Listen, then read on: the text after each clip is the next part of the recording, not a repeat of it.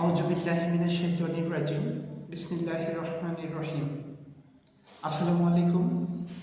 আমাদের দ্রোহের কবি, সাম্যের কবি, বিদ্রোহী কবি, আমাদের জাতীয় কবি কাজী নজরুল ইসলামের এক অনবদ্য সৃষ্টি উমর ফারুক কবিতাটির কয়েকটি লাইন নিয়ে আমি আজকে পাঠ করব এবং পাঠ শেষে সেগুলো থেকে বিশ্লেষণের চেষ্টা করব।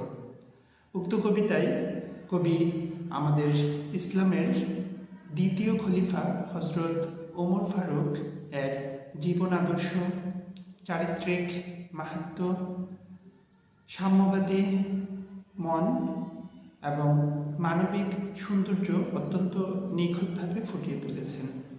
প্রথমে আমি কবিতাটি থেকে বিশেষ কিছু লাইন পাঠ করছি, তারপর আমি সেগুলো বিশ্লেষণে যাব।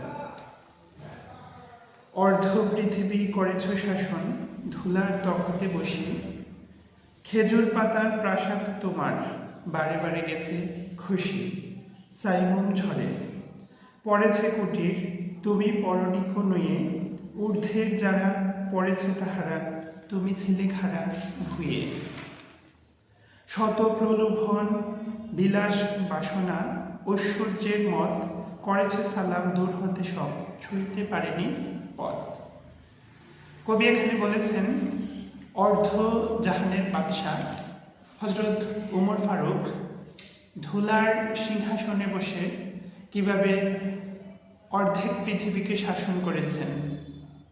এবং আমরা সাধারণত দেখি আমাদের যারা রাজা, বাদশাহ, প্রধানমন্ত্রী, এমপি, মন্ত্রী, চেয়ারম্যান, মেম্বার সকলেরই বিলাসবহুল বাসভবন, কিন্তু অর্ধজাহানের বাদশাহ আমিরুল মুমিনিন হজরত ওমর ফারুক অর্ধ পৃথিবী শাসন করেছেন খেজুর পাতার কুটিরে বসবাস করার মাধ্যমে।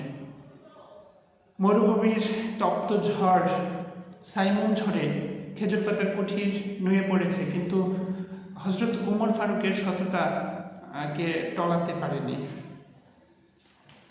বিলাস, কামনা বাসনা, মদ, প্রলোভন সব কিছু দূর থেকে হজরত উমরকে সালাম করে চলে গেছে, তার পা পর্যন্ত স্পর্শ করতে পারেনি। জেরুজালেমের কিল্লা যথায় আছে অবরোধ করি, বীর মুসলিম সেনাদল তবু বহুদিন মাস ধরি। দুর্গের দ্বার খুলিবে তাহারা, বলেছে শত্রু শেষে, উমর যদি গো সন্ধিপত্রে স্বাক্ষর করে এসে। জেরুজালেমে ইসলামের বীর যোদ্ধারা বহুদিন ধরে বন্দী হয়ে আছে। অবশেষে শত্রুপক্ষ বলেছে হজরত ওমর ফারুক এসে যদি সন্ধিপত্রে স্বাক্ষর করে তবে তাদেরকে মুক্তি দেবে। হায়রে আধেক ধরার মালিক আমিরুল মুমিনিন, শুনে সে খবর একাকী উষ্ট্রে চলেছে বিরামহীন। সাহারা পাড়াইয়ে ঝুলিতে দুখানা শুকনো খবুজ রুটি, একটি মশকে একটুকু পানি, খুরমা 2-3 মুঠি। প্রহরীবিহীন সম্রাট চলে একা পথে উঠে চড়ি, চলেছে একটি মাত্র বৃদ্ধ উষ্ট্রের রশি ধরি। মরুর সূর্য ঊর্ধ্ব আকাশে আগুন বৃষ্টি ঝরে, সে আগুন তাতে ক্ষয়সম ফুটে বালুকা মরুর পরে। কিছু দূর যেতে উঠ হতে নামি, কহিলে ভৃত্যে ভাই, পেরেশান বড় হয়েছ চলিয়া, এইবার আমি যাই। উষ্ট্রের রশি ধরিয়া অগ্রে তুমি উঠে বসো উঠে, তপ্ত বালুতে চলে যে চরণে রক্ত উঠেছে ফুটে। কি দারুণ চমৎকার মানবিকতা!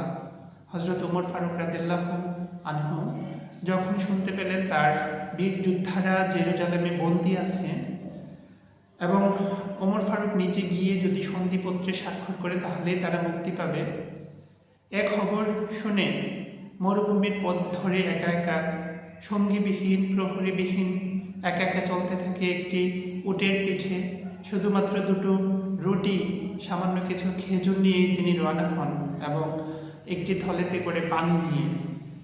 সাথে একমাত্র বৃদ্ধ যিনি উটের রশি ধরে সামনে দিয়ে এগিয়ে যাচ্ছিলেন। কিছু দূর যাওয়ার পর হজরত ওমর ফারুক রাদিয়াল্লাহু তাআলা আনহু বৃদ্ধকে বলছে, ভাই তুমি তো মরণ পথে হেঁটে হেঁটে ক্লান্ত হয়ে গিয়েছ।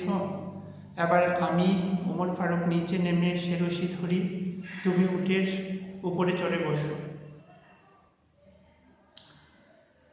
সে কিছু দূর যেতে উঠ হতে নামি, বৃত্তে ভাই পেরেশান বড় হইয়াছ চলিয়া, এইবার আমি যাই। উষ্টের রশি ধরিয়া অগ্নি তুমি উঠে বসে উঠে, তপ্ত বালুতে চলিছে চরণ, রক্ত উঠেছে ফুটে। বৃত্তের যন্ত্রণা অনুধাবন করার মতো মনিব জগতে বড়ই বিরল। বৃত্ত দস্ত চুমি কাঁধিল কহিল, উমর কেমনে আদেশ করো তুমি? উষ্ট্রের পিঠে আরাম করিয়া গোলাম রহিবে বসি, আর হেঁটে যাবে খলিফা উমর ধরি সে উটের রশি। বৃত্ত চমৎকারভাবে বলছে, হযরত উমর অর্ধ জাহানের বাদশাহ, আপনি উটের রশি ধরে ধরে হাঁটবেন আর আমি গোলাম হয়ে উটের উপরে বসে থাকবো, এটা কি করে হয়? খলিফা হাসিয়া বলে, তুমি জিতে গিয়ে বড় হতে চাও ভাইরে, এমনই ছলে। রোজ কিয়ামতে আল্লাহ যেদিন কহিবে, ওমর উরে করেনি খলিফা, মুসলিম যাহা তোর সুখ তরে টালে। হযরত ওমর ফারুক মুচকি হেসে বলছে, বৃত্ত তুমি তো পরকালের জন্য জিতে যেতে চাও।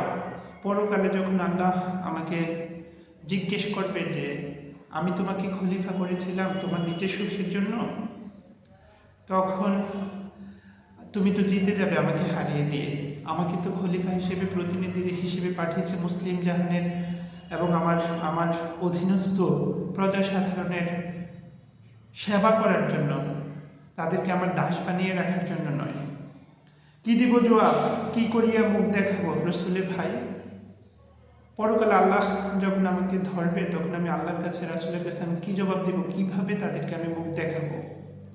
আমি তোমাদের প্রতিনিধি, শুধু মোর অধিকার নাই আরাম সুখের, মানুষ হইয়া নিতে মানুষের সেবা। ইসলাম বলে সকলে সমান, কে বড় ক্ষুদ্র কেবা। বৃত্ত চড়িল উটের পৃষ্ঠে, উমর ধরিল রশি, মানুষের স্বর্গে তুলিয়া ধরিয়া ধুলায় নামিল শশী।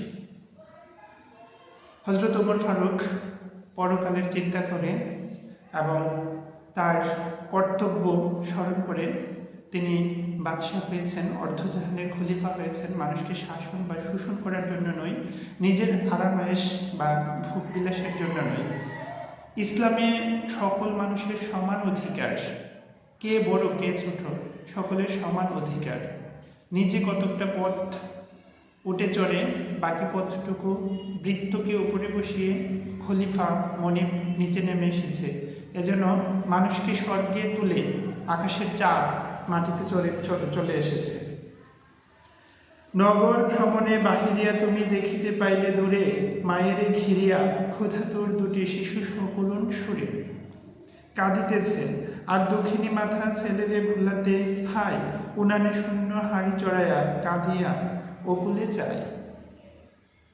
গোপনে প্রজাদের খবর নেওয়ার জন্য হযরত ওমর ফারুক রাদিয়াল্লাহু তাআলা আনহু রাত্রেবেলা দেশ ভ্রমণে বের হয়, রাজ্য ভ্রমণে বের হয়ে দেখে এক মা তার ক্ষুধার্ত শিশুদেরকে পাশে বসিয়ে শূন্য হাড়ি উনুনের আগুনে চুলায় চড়িয়ে ছেলেদেরকে সান্ত্বনা দিচ্ছে, রান্না হচ্ছে, রান্না হওয়ার পর খাবার দিবে। এই খবর দেখে, এটা শুনতে পেরে হযরত ওমর ফারুক রাদিয়াল্লাহু তাআলা আনহু কি করলো আমরা দেখি। শুনিয়া সকলে কাঁদিতে কাঁদিতে ছুটে গেল মদিনাতে, বাইতুল মাল হইতে লইয়া গৃহীত আটা নিজ হাতে, বলিলে এসব চাপায়া দাও আমার পিঠের পরে, আমি লইয়া যাব বহিয়া এসব দুঃখিনী মায়ের ঘরে।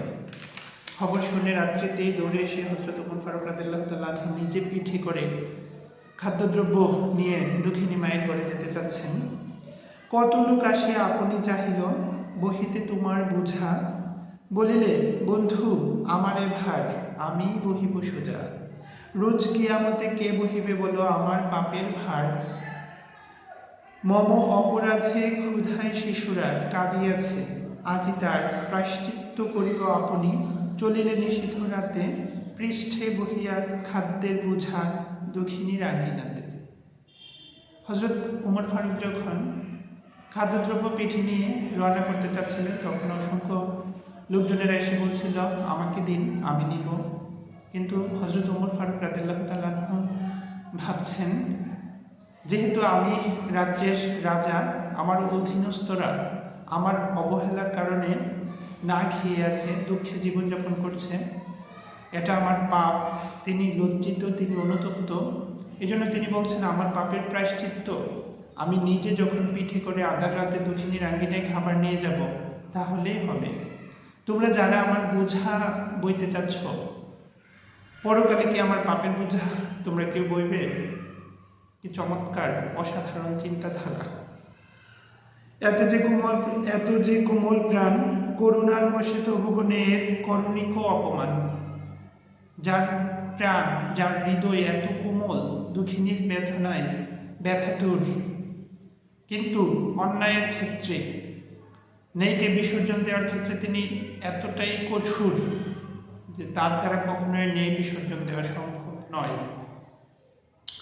করুণার বশে তবু ন্যায়ের করণিক অপমান। তিনি কখনো অন্যায়, অবিচার, অনিয়মকে প্রশ্রয় দিয়ে ন্যায়ের অপমান করেনি, সত্যের অপমান করেনি। মদ্যপানের অপরাধী প্রিয় পুত্রের নিজ করে মেরেছ দুররা, মরেছে পুত্র তোমার চোখের পরে। মদ পান করার অপরাধে নিজ পুত্র, তাকে দুররা মারার শাস্তি দেওয়া হয় এবং খলিফা নিজের পুত্রকে দুররা মারে। ক্ষমা চাহিয়াছে পুত্র, বলেছ পাষাণে বক্ষ বাঁধি, অপরাধ করে তুরি মতো সরে, কাঁদিয়াছে অপরাধী। ছেলে যখন চাবুকের আঘাত খেয়ে খেয়ে বাবার কাছে ক্ষমা চাচ্ছিল, তখন বাবা বলছে সকল অপরাধী তো তোর মতো অপরাধ করে শাস্তির সময় তখন ক্ষমা চায়, তাদেরকে তো ক্ষমা করা হয়নি, তাহলে তোমাকেও ক্ষমা করা যাবে না। এক চমৎকার সত্য, কোমলতা, ন্যায়, নিষ্ঠা, নীতিতে অটল এক বাদশার চিত্র আমরা ওমর ফারুক কবিতায় দেখতে পাই, যা কবি অত্যন্ত চমৎকারভাবে কবিতার মাধ্যমে ফুটিয়ে তুলেছেন। এবং এই ইতিহাস থেকে আমাদের বর্তমান সমাজের আমরা যারা দায়িত্বপ্রাপ্ত আছি, আমাদের প্রতিটি ক্ষেত্রে শিক্ষা নিয়ে নিজেদের জীবনে প্রতিষ্ঠিত করতে পারলে আমরা ইহকাল এবং পরকালে সফল হব। অন্যথায় পরকালে আল্লাহ এবং রাসূলের দরবারে আমাদেরকে কঠিন জবাবদিহিতার মুখোমুখি হতে হবে। আমার ভুল ত্রুটিগুলো সবাই ক্ষমার সুন্দর দৃষ্টিতে দেখবেন। আবারও অন্য কোনো পাঠ নিয়ে আসবো ইনশাল্লাহ। আজকের মতো এখানেই বিদায়। আসসালামু আলাইকুম।